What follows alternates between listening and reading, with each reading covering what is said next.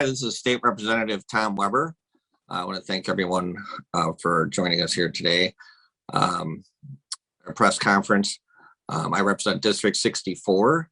The recent audit is chock full of DCFS inability under Mark Smith's leadership to keep track of key information, to provide mandated medical care to children in the state's custody, and most alarmingly, to ensure the safety of a home before a child is returned after having been removed because of abuse and neglect allegations. When you have 98% failure rate, something is horribly wrong with the system, starting at the top.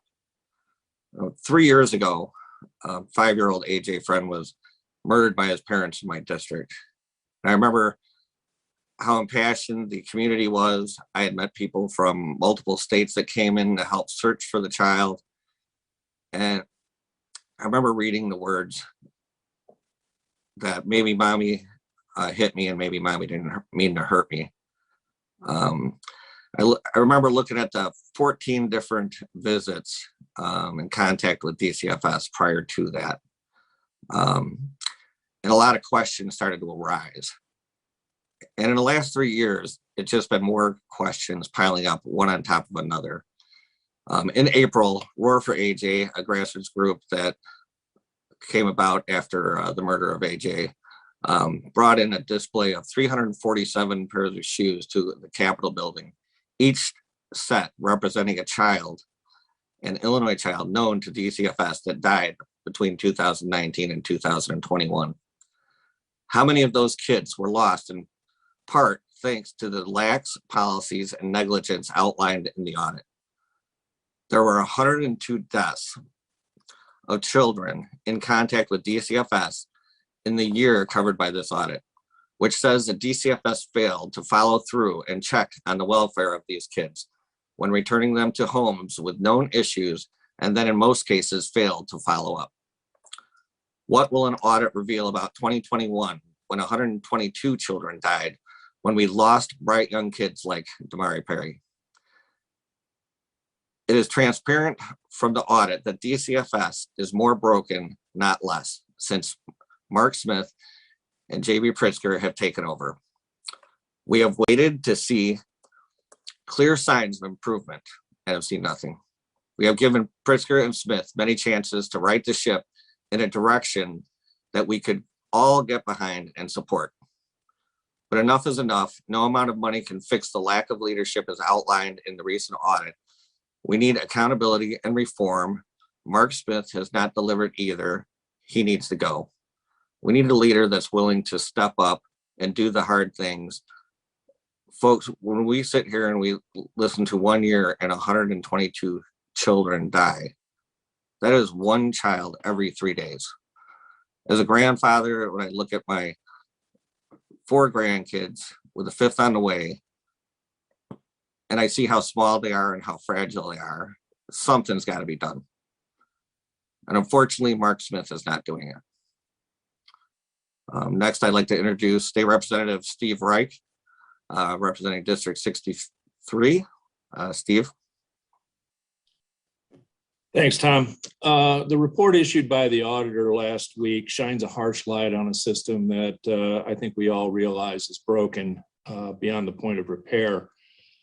I think it's also important to note that this audit was of an act, of a bill and an act that was signed by Governor Pritzker. He didn't inherit this act.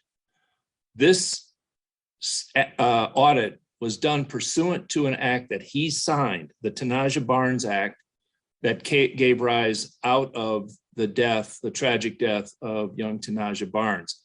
This is his bill. And there are shortcomings in this audit that need to be talked about. The most important of which are the act calls for home safety checks to be made before a child can be returned from foster care to his or her family. These checks are supposed to cover a broad range of safety issues and other issues dealing with keeping the child safe when he or she is returned to his or her home. The audit was unable to verify that home safety checks were done in 98% of those cases that were sampled. There were 195 cases sampled. 192 of them couldn't provide the checklist. Children are also supposed to be getting 6 months of aftercare treatment and services after they are returned to their families. The audit disclosed that 60% of these children are not getting those aftercare services. But I guess that isn't a big surprise, because aftercare service procedures, as were called for in the act, weren't even put in place until a year after the governor signed the bill.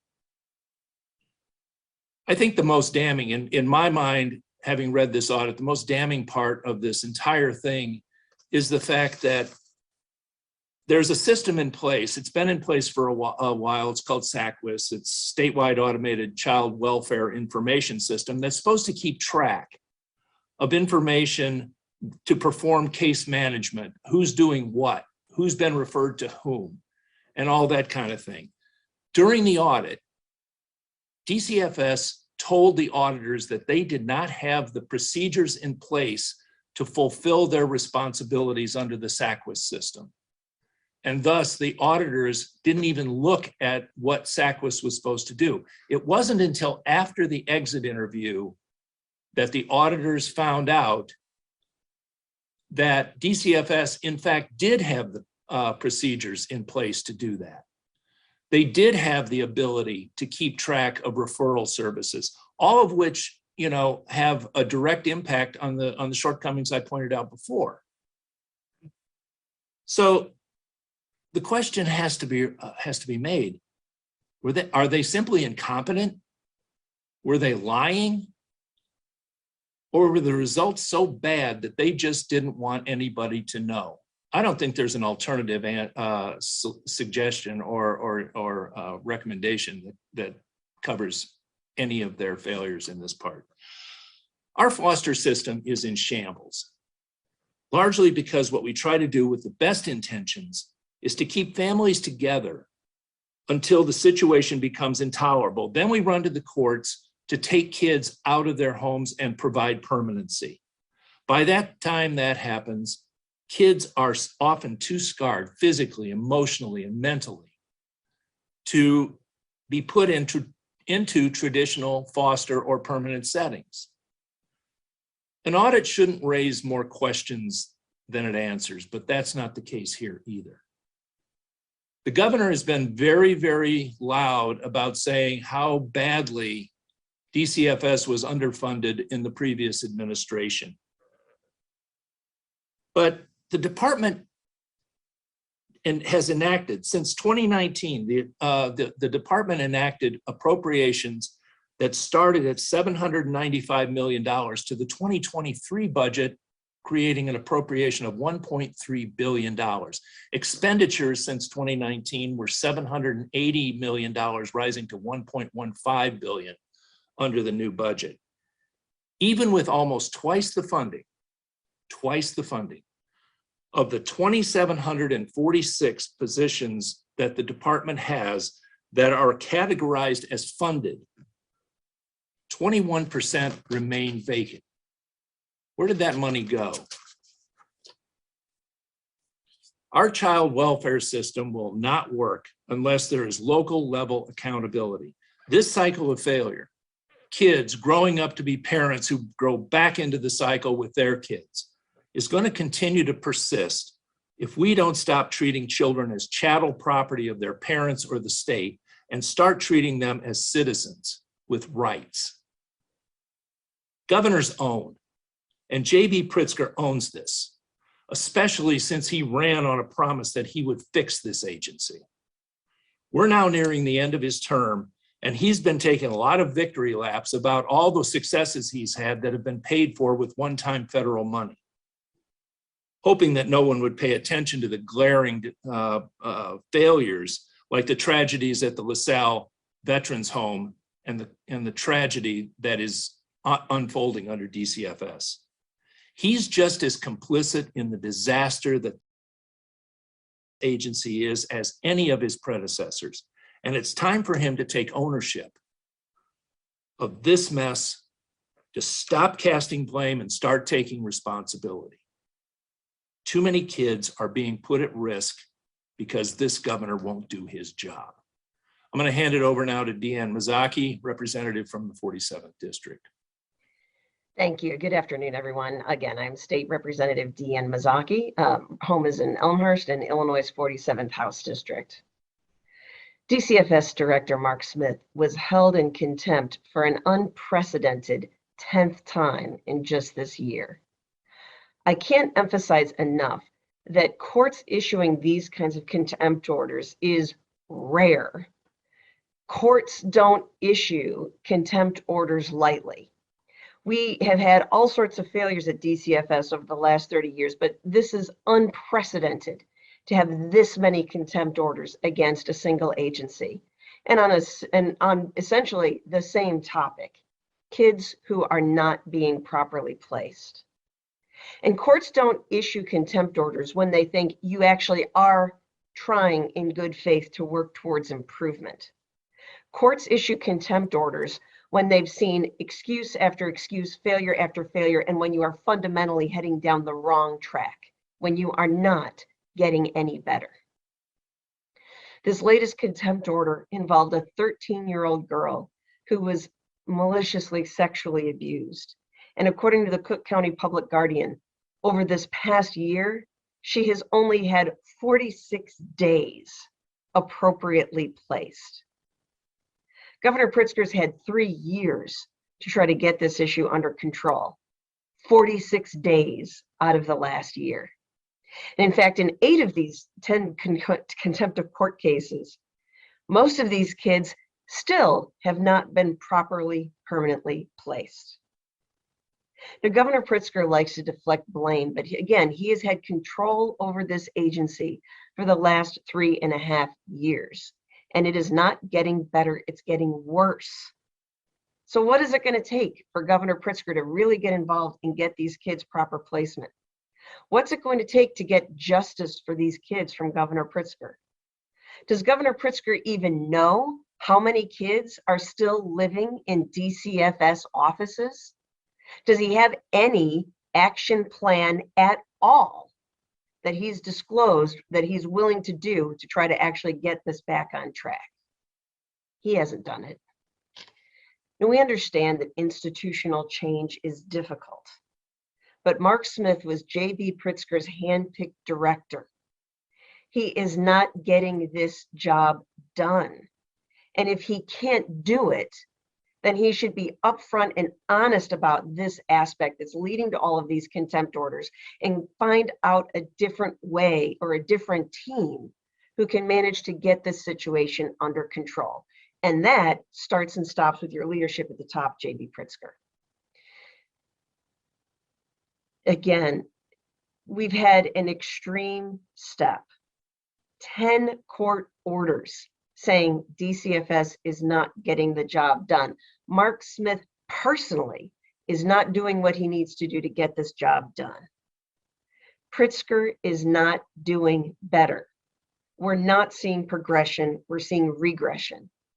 And frankly, it's time for Mark Smith to step down since he cannot apparently get this issue under control.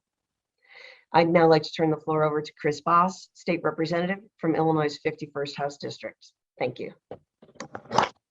Thank you, Rep. Mazzocchi. I am Chris Boss. I represent the 51st House District, which includes the communities in suburban Lake and Cook counties. And I'm saddened and I'm angry with the way the Department of Children and Family Services Director Mark Smith has failed to keep our youth in care out of harm's way. As of last Thursday, it is now the 10th time that Director Smith has been held in contempt of court for not complying with the judge's orders. He's withholding information about youth in care from the courts, from the legislature, and families that want to help these children when they need it most. It's evident that we need more transparency from DCFS. The audit released on Thursday is even more proof that improvements must be made. Unfortunately, it took an audit to find out more failures at DCFS because the leadership will not share this information. It took an audit to find out that children were living in homes without a home safety assessment and that routine medical care, such as dental and hearing exams, were not being provided. For the safety and well-being of our youth in care, we cannot wait another year to see if this audit leads to any tangible change. We need more transparency from their leadership, and we need to receive at minimum quarterly updates. The excuses need to stop from this administration. The recent audit pointed out failures from the current administration, not past. How many times must Director Smith be held in contempt of court until he's asked to resign by Governor Pritzker? Director Smith refuses to answer questions from the legislature, and it's obvious he won't provide us with information needed to make improvements. If Director Smith won't be transparent to the courts, to families, or the legislature, then who is he being transparent and accountable to? Every day that Smith remains as director of DCFS further delays any solution to help improve the safety and care for Illinois children. Listen, he could have been a hero. DCFS has been plagued with issues for far too long, but we need leadership at DCFS that would have identified the problems, owned up to them, and then worked to make things right. Instead, we're faced with more questions than answers. And what is the leadership at DCFS trying to hide? And what I don't understand is Governor Pritzker had forced other agency directors to resign. So why is he not asking this director of DCFS to resign? So I'm calling on Director Smith to resign or be removed from his position as director of DCFS immediately. And I demand that the next director be transparent into what is going on at DCFS. To fix the failures and be part of the solution, we need a DCFS director that will be very open, transparent with the courts, the legislature, and most importantly, the families that are impacted. To make the needed changes, we must first know where the problems are. We're seeing the symptoms of the problem through the findings of this audit, but we need to identify the sources of these problems to make the changes. There is a bipartisan group of legislatures, community members, nonprofits that are willing and waiting and wanting to help out. For the sake of these kids and their families, it's time we have a director that will be open, transparent, and let us help. And with that, we'll now take questions. All right, our first question, is this problem specific to this director or a problem with the department as a whole? Would changing DCFS leadership change anything? I can direct that. And here's the problem is not only in the last 3 years have we seen, different multitude of children losing their lives. We've requested information that we haven't received. 4 years in, or 3 years in, almost 4 years, we're getting still contempt of court orders against the director. In different cases across the state, we have seen one situation where, no previous contact with DCFS children being removed. Other cases where we have 14 instances of people having contacted DCFS and the children remaining in the home with no safety plan. The director has to go. This is failed leadership. It's simple, basic. We need a leader that's going to take charge, that's going to do the hard things. And is it stopped with just the director? I don't think so. I've met some good department heads, but it's obvious when you have procedures that are supposed to be followed, a 98% failure rate on basic home checks. That is more than just a director. So, top to bottom, again, there needs to be an audit. Which offices are working, which ones aren't. But it all starts at the head. This was an appointment by the governor. Director Smith has not proven that he is willing to change anything, willing to be more transparent. And he needs to go. This is about protecting the lives of innocent children. And we should start right there.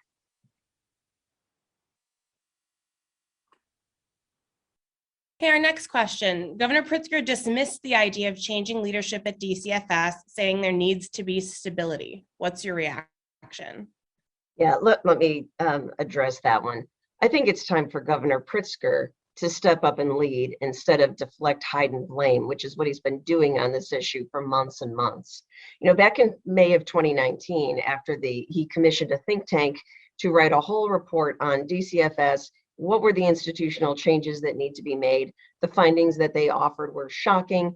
They called for a whole host of sweeping changes, and Governor Pritzker himself promised that Illinois children have been neglected for too long and that this was going to change right now. That was 3 years ago. It hasn't gotten better, it's gotten worse.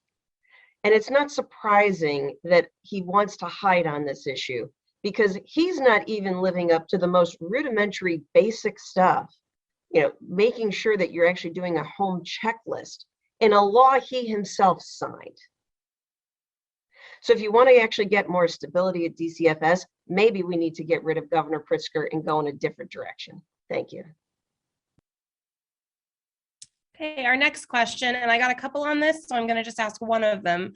The governor continues to say Rauner got rid of 500 beds, and you can't just snap your fingers and get them back. What's your reaction? He's had 3 years to get them back, and he's doubled the budget of DCFS. So the question is, where are the beds? This is not a situation that he's deflecting. Again, he's deflecting the kind of responsibility that is his. I mean, let's stick with the audit.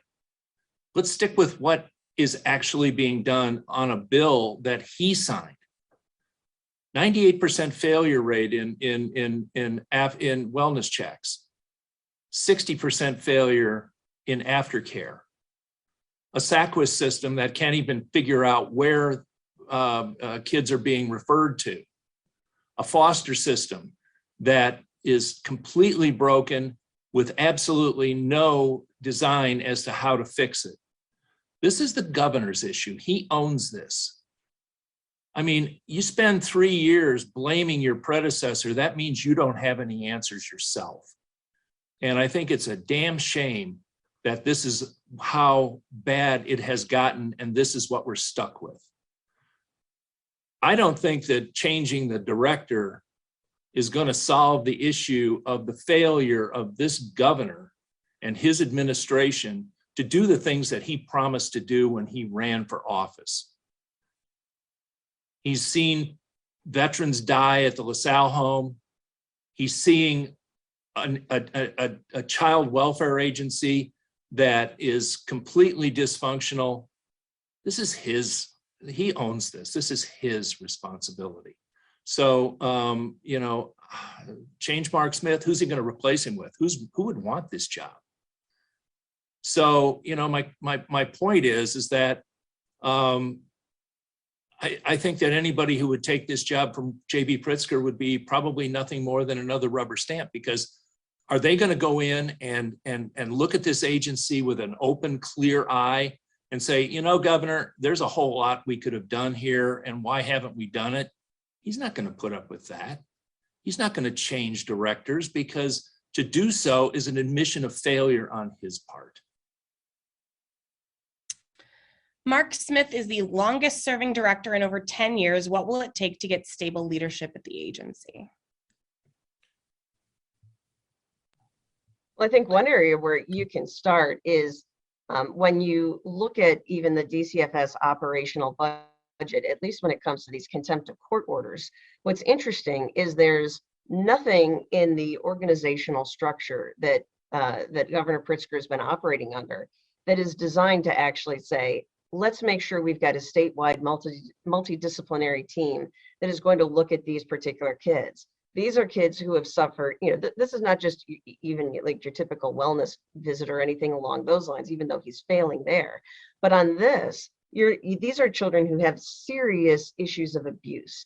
They have in many instances either been taken from their parents, or their parents are their caregivers are having to deal with a whole host of significant severe behavioral health issues.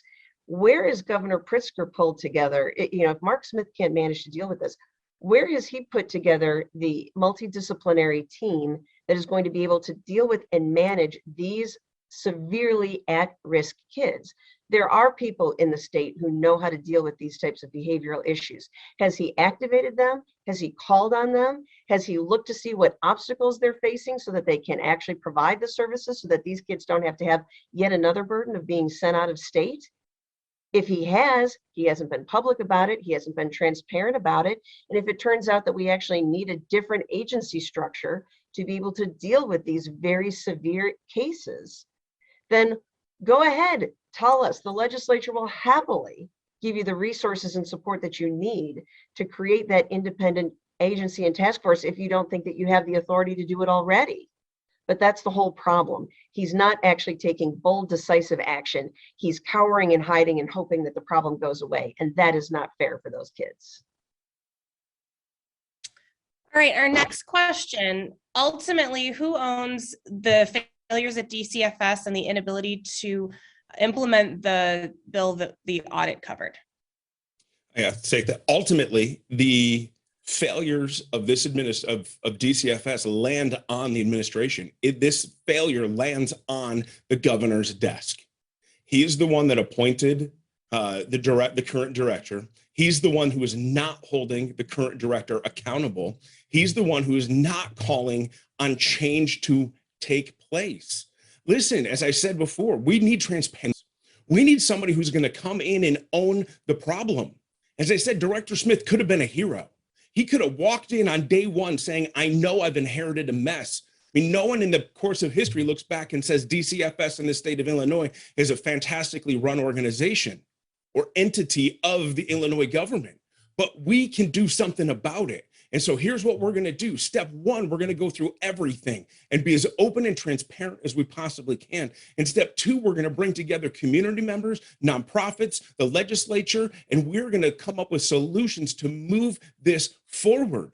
But hiding behind previous administrations, hiding behind whatever else may be going on and not owning the problem that lies fully on the governor could stand up right now and demand a transparency from this director, and he's failing to do it.